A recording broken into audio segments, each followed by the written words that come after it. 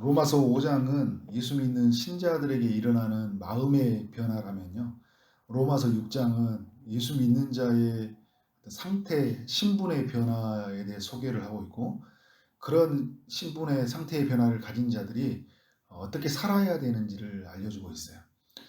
어, 우리가 예수 그리스도와 연합되었다는 것을 이제 로마서 6장에서 이야기를 해주고 있는데, 연합되었다는 것은 포도나무와 가지가 하나로 연결되었듯이, 또 머리와 몸이 하나로 연결되었듯이 예수님과 우리가 온전한 한 몸이 되었다, 하나가 되었다, 이걸 말해주고 있어요. 하나님과 예수님이 하나인 것처럼 우리가 예수님 안에서 하나 된 관계가 되었다는 거예요. 한 몸 된 관계가. 예수님이 이 땅에 오셔서 우리의 죄를 위해서 죽으셨어요. 그리고 3일 만에 부활하셨는데, 이것이 예수님과 연합된 우리에게 굉장히 큰 의미가 있다는 게 뭐냐면, 우리가 예수를 믿게 됨으로 말미암아 예수님과 한 몸이 되었다. 이거는 예수님이 죽을 때 우리도 함께 죽는 자가 되었고, 예수님이 살아날 때 우리도 함께 살아난 자가 되었다는 거예요. 그래서 여러분, 이 로마서 6장 3절과 4절에 보면 세례라는 단어를 쓰고 있는데, 예수님이 이제 요단강에서 세례를 받을 때 물속에 들어가셨다가 나오셨잖아요. 물에 들어갔다는 의미는 뭐냐면 죽었다라는 의미예요. 그래서 물에서 다시 나왔다는 의미는 뭘까요? 살았다라는 의미를 가지고 있어요. 그래서 예수님과 함께 세례를 받았다, 이것은 뭐냐면 예수님과 함께 죽었다. 그런데 예수님이 함께 살아남으로 말미암아 우리도 살아난 자가 되었다. 이와 같은 변화가 예수 믿는 신자들에게 일어났다는 것을 우리에게 알려주고 있어요. 그래서 예수님하고 연합되었다는 이것은 우리의 죄가 예수님에게 옮겨가고요, 또 예수님에게 있는 그 의가 우리에게 옮겨왔다, 전가되었다, 이제 이렇게 말을 하고 있어요. 의의 전가가 이루어졌다. 이러면서 우리에게 변화는 뭐냐면, 신학적인 용어로 우리에게 칭의가 일어났다는 거예요. 우리가 의롭게 여겨지는 칭의가 일어났고, 그리고 그 칭의된 인간은 어떻게 우리는 살아가게 되냐면 성화의 과정을 겪게 되고, 이 성화의 과정을 겪으면서 최후의 마지막이 뭐냐면 영화로운 몸이 있게 된다. 연합된 우리가 칭의되었고, 칭의된 우리는 성화되고, 성화된 우리는 영화된다. 이거를 이제 로마서도 말해주고 있고 성경 전체가 말해주고 있는 바예요. 그러면 오늘 이 중요한 단어가 뭐냐면 우리가 살아있는 자라는 거예요. 다시 죽지 아니하고 사망이, 죽음이 우리를 주장하지 못하게 되었다. 그러니까 부활한 몸, 의롭다 하신 몸, 다시 살아난 몸을 입게 되었다. 이것을 이제 말해주고 있는데, 예수 믿는 신자들에게 일어나는 삶의 변화라는 거예요. 그런 상태라는 거예요. 그래서 여러분, 예수 믿는 삶 속에서 우리가 그리스도와 연합한 자가 되어서 하나님의 그 은혜 아래서 놀라운 변화를 경험하게 되는데, 14절의 말씀을 보니까 우리는 이제 제 아래 있지 아니하고 무엇 아래 있다고 그래요? 은혜 아래 있다. 그러니까 하나님의 그 이스라엘 백성들에게 그 광야에서 그들을 보호하고 인도했던 것처럼 오늘 우리의 삶 속에서 우리를 보호해 가는데, 그것을 어떤 표현을 쓰고 있냐면 은혜 안에 있다, 이런 표현을 쓰고 있는 거예요. 놀라운 이 변화를 보면 또 18절에 보면 우리가 죄로부터 해방되어서 누구의 종이 되었다고 그래요? 의의 종이 되었다. 전에는 죄의 종이었는데 이제는 의의 종이 되었다는 거예요. 그리고 22절과 23절에 보니까 우리가 하나님의 종이 되어서 그 의의 종, 하나님의 종 같은 말이에요. 우리는 거룩함에 이르는 열매를 맺게 되었다는 거예요. 전에는 죄의 종이 되어서 죄의 열매를 맺게 되었는데, 죄가 우리가 찾아왔고 그 죄는 사망에 이르게 했는데, 그 사망에 이르게 하는 우리 삶 속에서 죄의 열매들을 맺게 됐잖아요. 그래서 우리의 가지고 있는 수많은 그 시기와 질투와 또 미움과 살인과 그 다음에 가난과 기근과 결핍과 모든 병이 그런 어떤 거 찾아왔어요. 죽음 아래 찾아왔는데, 왜냐하면 우리는 죄의 종이었기 때문에. 근데 의의 종이 되면서 거룩함에 이르는 그 열매들, 성령 안에서 사랑과 희락과 평과 오래 참과 자비 양선과 충성과 온유의 모든 열매들이 그 복음의 풍성한 열매들을 맺게 되었다. 그런데 여러분, 그러면서 그 열매가 22절과 23절에 뭐라고 하냐면 그 열매가 바로 영생이다. 영원히 살게 되었다는 거예요. 그러니까 무슨 말이에요? 영원히 하나님으로부터 그 주시는 그 풍성한 열매를 공급받게 되었다는 거예요. 그래서 여러분 이런 은혜를 누렸다는 걸 이제 로마서가 말하는 것을 복음이라 이야기하는 거잖아요. 이것이 너에게 임했다. 이것이 너에게 영원히 이룰 것이다. 이제 이것을 알려주고 있어요. 근데 로마서 6장은 예수 믿는 자의 변화, 신분, 상태 이것만을 말해준 게 아니라 계속적으로 구절 속에 이야기해 준 게 뭐냐면 어떻게 살아야 되는지를 알려주고 있어요. 1절과 2절에 보면 어떤 이야기하고 있냐면 우리는 죄에 대해 죽은 자이기 때문에 죄에 대해서 거할 수 없다는 거예요. 로마서 이제 5장으로 보면 우리의 삶 안에서 이제 그 사망이 왕노릇하는 삶에서 은혜가 왕노릇하는 삶으로 우리가 바뀌어졌다는 거예요. 그러면서 바울이 뭐라고 하냐면 은혜가 왕노릇했다는 게 뭐냐면 사람들이 이게 은혜가 너무 크다는 것들을 알게 될 때는 뭐가 상대적으로 반대적으로 극부가 있었다는 거예요. 죄가 있었다는 거잖아요. 그래서 내가 전에 큰 죄에 빠져 있었다 보니까 하나님께서 나를 구원해 주시고 나로 하여금 예수 그리스도로 말미암아 생명에 이르게 한 것이 너무 큰 은혜가 되어진 게 경험이 되어지잖아요. 그래서 사람들이 뭐냐면 그러면 이 은혜를 더하려고 죄에 빠지는 것도 괜찮겠다라는 생각이 또 죄에 빠진 사람들한테 그렇게 또 합리화를 시키는 거예요. 그럴 수 없다는 거예요. 은혜를 더하려고. 왜냐하면 내가 이 은혜를 경험한 사람이 이 예수 그리스도로 말미암아 이루어지는 이 신비를 경험한 사람이 어떻게 이전에 죄에 빠질 수 있냐 이렇게 말을 하는 거예요. 그래서 죄에 거할 수 없다. 이제 우리가 또 이제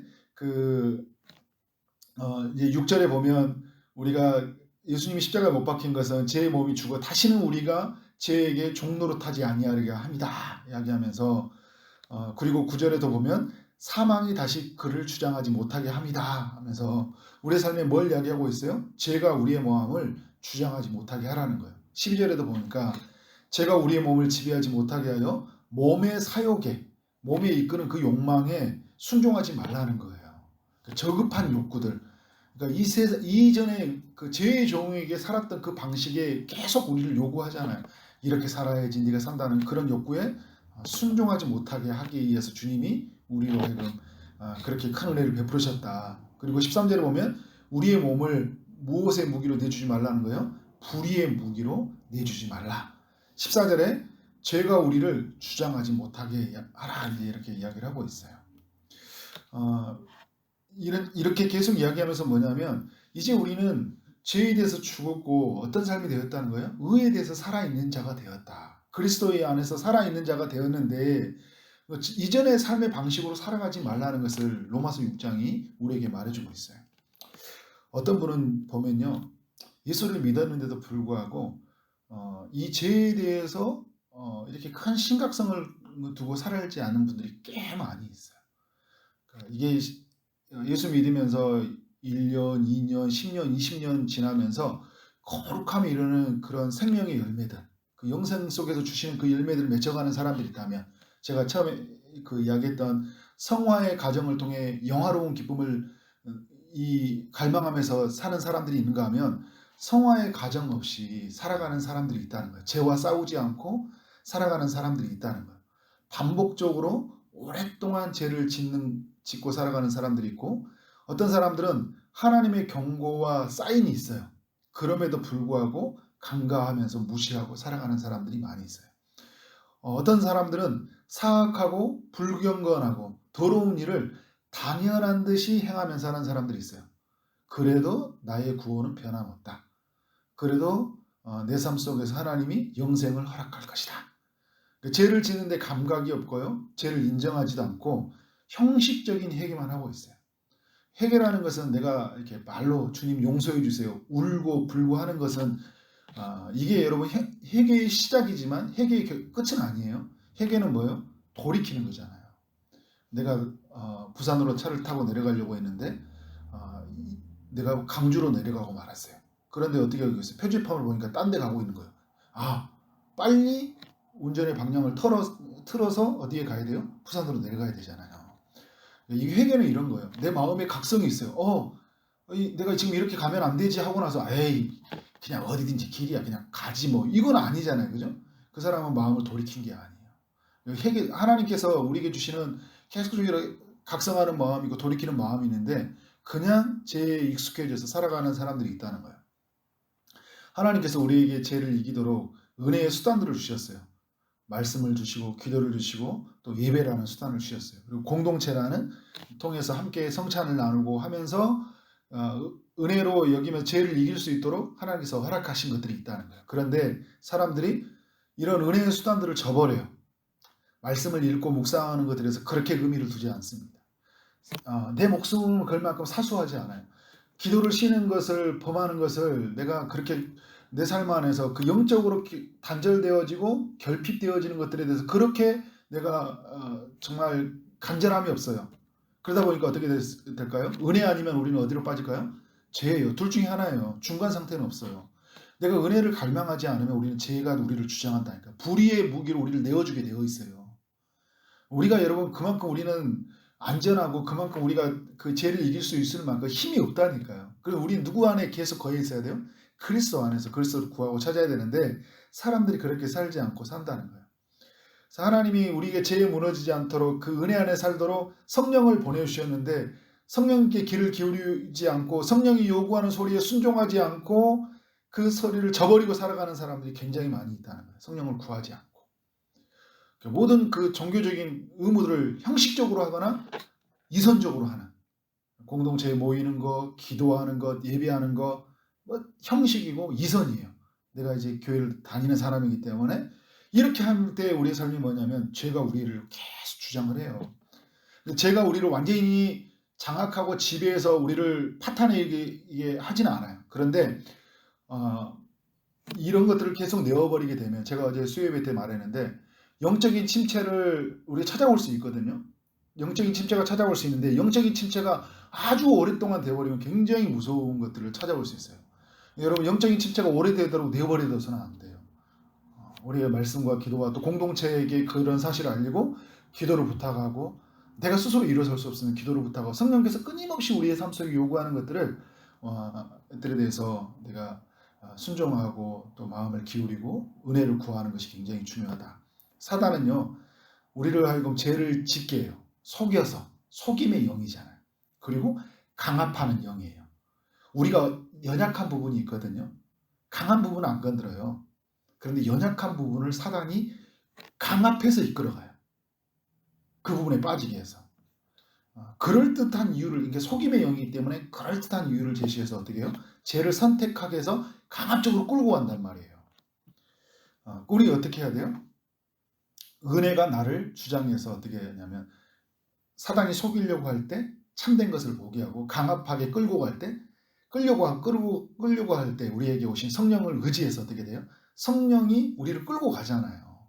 성령이 우리가 사단의 모든 권세를 멸하시는 능력이니까 사단이 우리를 끌려가려고 할 때마다 우리는 성령의 이끌림을 받게 된다. 그래서 성령을 구하고 성령을 구하기 위해서 우리는 늘 말씀과 기도의 삶을 전무하고 살아가야 되는 거예요. 말씀에 좀 결론을 내리면요. 우리가 예수를 믿는다는 것이 어떤 축복인지를 로마서에서는 계속 이야기해 주고 있어요. 3장 이후부터 믿음으로 우리는 의롭게 된다. 아브라함 이야기를 통해서 알려주고 있고 어제도 그 믿음으로 말미암아 우리의 마음의 상태가 그 즐거움에 이르는 상태, 그 영원한 것을 소망하는 마음, 하나님을 사랑하는 마음들로 가득 차게 하시잖아요.